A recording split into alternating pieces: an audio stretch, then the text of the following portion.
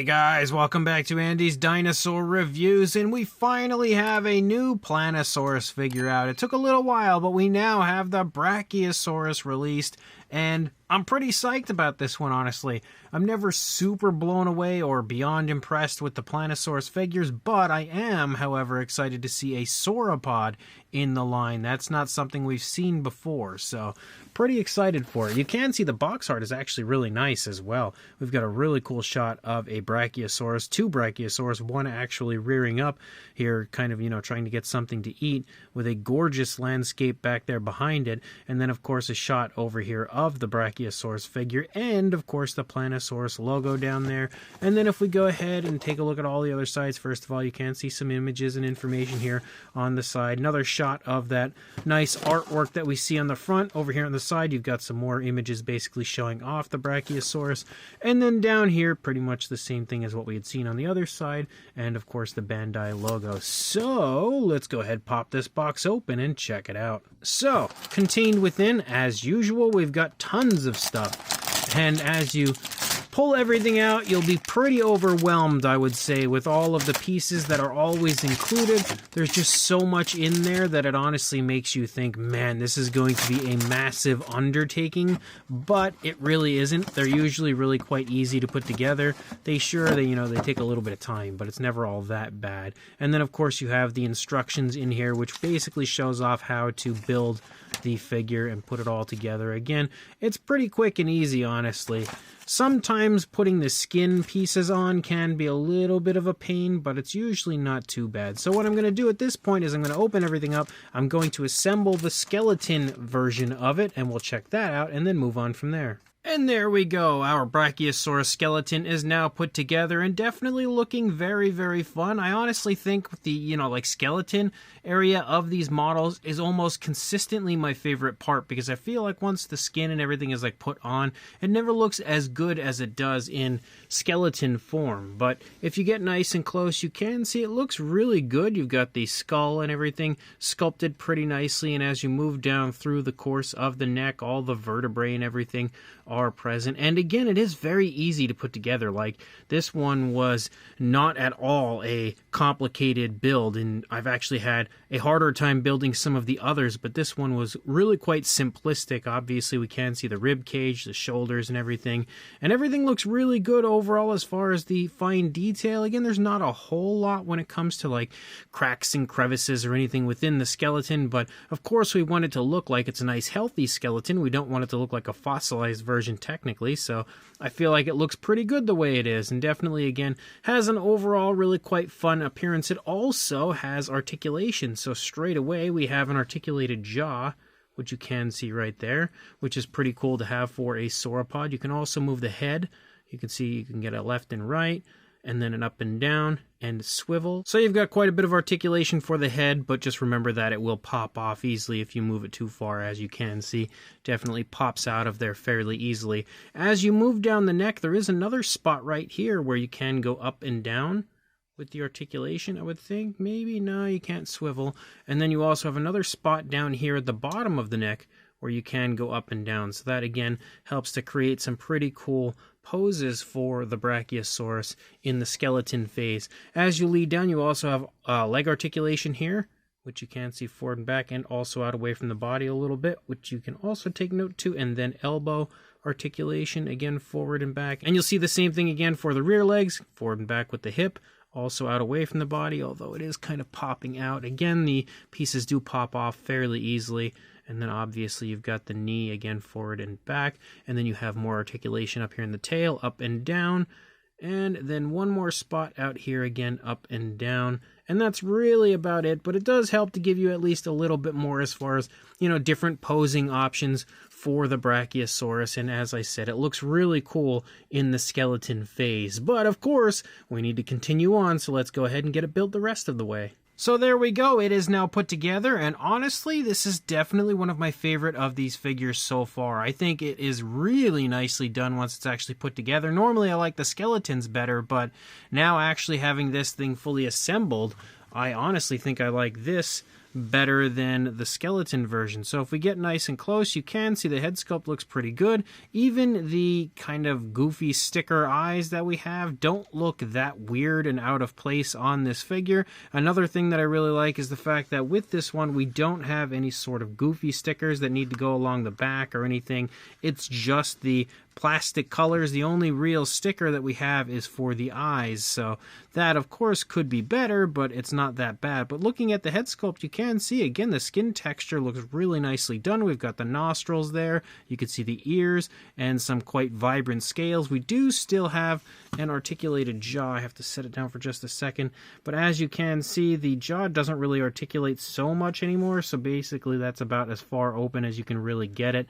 The jaw, again, once it is assembled, doesn't articulate nearly as nice as it did when it was in the skeleton phase. But obviously, you can still move the head here. You can move it left and right and up and down. So you have a little bit more range of movement there. As you move down through the course of the body, you can see we have like a bluish tone for the upper primary body color, and then kind of like a lighter blue for the underside. And I think that as well looks pretty good. Moving down through the course of the body, you can see the skin texture again continues to look pretty impressive. I think I've stated on numerous occasions that these figures could really benefit from a repaint and, you know, an actual realistic color scheme added to it, or paint scheme added to it. I think it really could make the figures pop, because they definitely feature some impressive detail, and you can see that through the course of this Brachiosaurus for sure. We also still have articulation right here, which can go up and down, as well as right here, which can go up and down. And as you can see, that has some pretty decent range of movement again, giving you the ability to have your Brachiosaurus take a drink at a watering hole, or again go up pretty high so that it can reach up into the trees. But as you move down into the body, again, look at how nice that skin texture looks. It's actually really, really well done. You know, if you applied a dark wash to this, that figure and that detail would really pop. Obviously, it's going to have seams and stuff, because that's how you connect the figure. Basically, you put it together with some pieces that just kind of snap together. So you are always going to have those seams unless you go through the trouble of actually filling all of those seams. But then you're pretty much limited to only this type of figure. You know, you're always going to have the full-bodied sort of like skin texture kind of look, rather than being able to kind of revert back to the skeleton. But as you lead down into the legs, you can still move the legs again forward and back, and they actually have some decent range of movement. They can still come out away from the body a little bit, and you still can move the elbows, which is nice. Definitely a plus. I don't think you can swivel any of the areas of articulation anymore. But again, it looks really good as far as the sculpting goes down through the course of the legs as well. You've got the nice muscle definition present. Again, the feet look pretty nice as far as the sculpting goes. Unfortunately, no nail paint or anything, but that's just kind of to be expected for these figures. You still have a bit of a different look to the skin texture for the underbelly, where the lighter blue is. And then as you move along, you can kind of make out like the spinal column and stuff moving along the top. Leading back into the rear leg, we again still have that same articulation forward and back, as well as the knee articulation right there, which can create some pretty cool, again, visuals of the Brachiosaurus walking. Some pretty cool poses you could come up with. You've got some nice muscle definition in the rear leg as well, and if my camera focuses, there we go. You can see the skin texture continues to look really well done. Like I said, definitely the type of detail that would really benefit from a dark wash. Moving down to the foot sculpt, you've got a nice shot of that. Again, the nails unpainted, sadly. But as we move out into the tail, we do still have that lighter blue moving along the underside, but you can see that it disappears about halfway through the tail.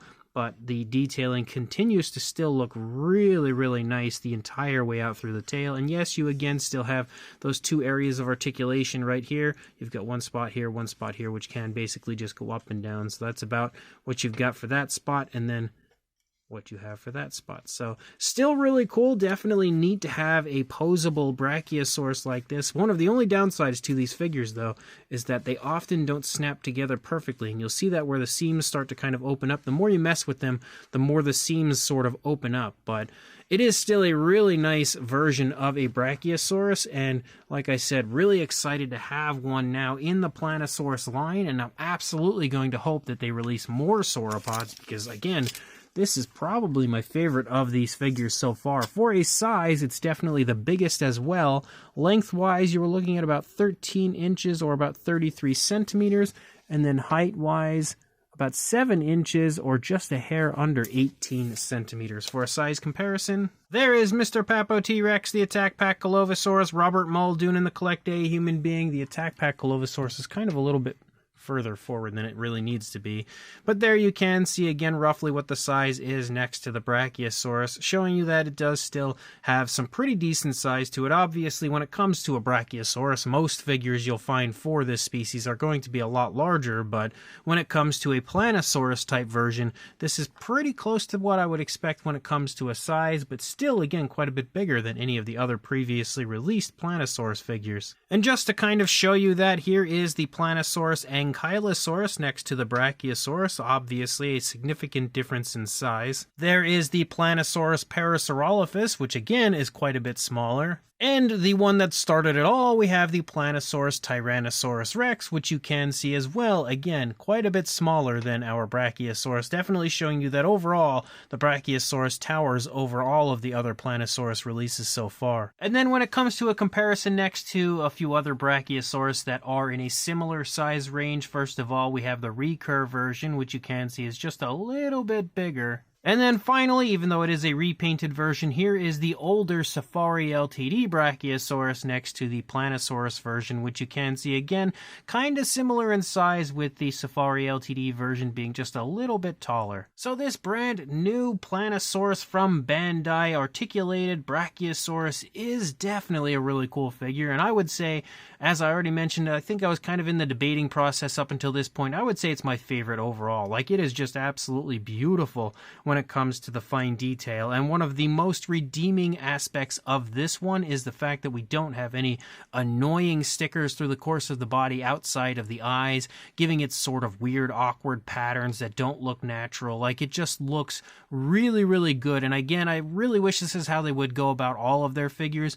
Like, I don't even mind putting the stickers on for the eyes. I, of course, would much so prefer the eyes already painted, but if they could just find a way to have the actual skin pieces already painted in the colors that they should be, I feel like these figures would just be so much nicer all the time, which is why I usually leave the stickers off of them, because I feel like the stickers just take them down a notch as far as their quality and appeal factor goes. It just kind of makes them go from pretty nicely sculpted dinosaur figures to childish looking dinosaur figures, and not even like, you know, Imaginext childish. They just look super, super goofy. But the detailing on this one, again, is fantastic. It also has some pretty fun articulation, and what's good about this is even though obviously the articulation works slightly better when it's in the skeleton phase, it does still work quite nicely in the full-bodied version, which is a plus. Sometimes you get kind of limited articulation once you actually put the body parts on, but this one still features pretty decent articulation, slightly limited of course, but not nearly as much as some of the others have been. And on top of that, again, the colors are fairly decent. It's got a bluish tone, which is kind of surprising for a sauropod, but somehow works really nicely on the figure. So if you are interested in grabbing one for yourself, I will include a link in the description to where I purchased mine on Big Bad Toy Store. So make sure you check that link, grab it if you want it, and like, comment, and subscribe, and I will see you in the next review. Thanks for watching.